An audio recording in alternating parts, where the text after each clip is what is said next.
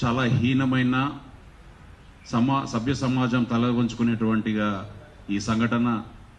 మనం ఒక ప్రశ్న కూడా ఈరోజు మనసులో మెదులుతా ఉంది. అసలు ఒక నాగరిక ప్రపంచంలో మనం ఉన్నామా, లేదా ఒక ప్రజాస్వామ్య ప్రభుత్వం పరిపాలిస్తుందా లేదా అనే ఒక సందేహాన్ని ఈ సంఘటన మనకు లేవనెత్తుతా ఉంది.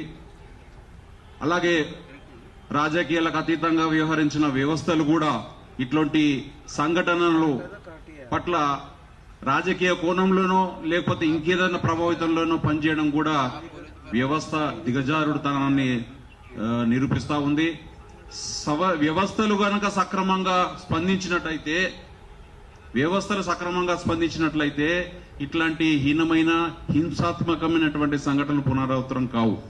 ఏదైతే మనం చట్టాలు నిర్ణయించుకున్నామో, ఈరోజు ఐపీఎస్ అన్నట్టు బిఎన్ఎస్ఎస్ కానీ ఇవన్నీ చట్టాలు మనం ఏదైతే రూపొందించుకున్నామో వాటి పట్ల శ్రద్ధ వహించి పోలీస్ వ్యవస్థ కనుక వ్యవహరిస్తే భవిష్యత్తులో ఇలాంటి సంఘటనలు జరగవు. ఇది పూర్తిగా పోలీస్ వ్యవస్థ వైఫల్యమే తప్ప ఇంకో విధంగా కాదు.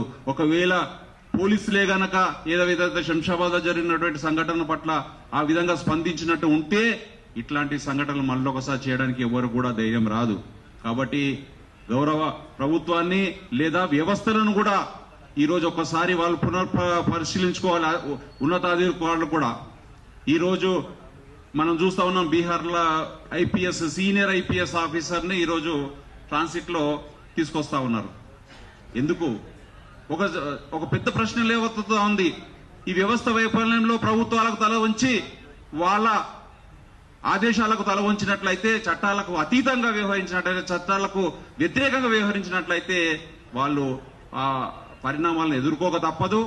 అలాగే ఇలా తెలంగాణలో కూడా వ్యవస్థలో అధికారులు ఏదైతే ఉన్నత స్థాయి అధికారులు ఉన్నారో ఇట్లాంటి స్పందన పట్ల వాళ్ళు స్పందించాల్సిన అవసరం ఉంది. కింది స్థాయి అధికారులు ఒకవేళ తప్పుతో పట్టినట్టే పై స్థాయి వాళ్ళు స్పందించి వ్యవస్థను చక్కదిద్దాల్సిన బాధ్యత ఉంది. కాబట్టి ఈ సంఘటన తీవ్రంగా ఖండిస్తూ ఈ సమావేశానికి ఇచ్చినటువంటి పెద్దలందరూ